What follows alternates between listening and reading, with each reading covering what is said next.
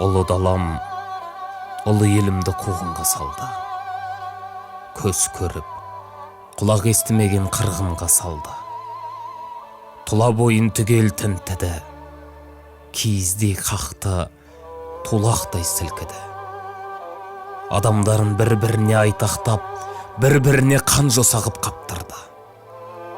Бірін-біріне мал құсап бақтырды. Жайқалған шалғыным дөңкеген тасқа толды. Елімнің омырауы қып-қызыл қанға боялып, етегі жасқа толды. Құтырып алды.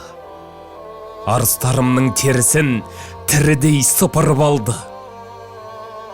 Әруақтарымды күңірентіп, аяғынан сүйреп, моладан шығарды.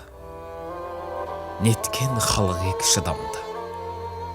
Көген қырқылып, кермемен жел үзілді. Қаранарларымның омығасып бел үзілді. Қазанаттарымды қыл бұрау салып шырқыратты, сай сүйекті сырқыратты.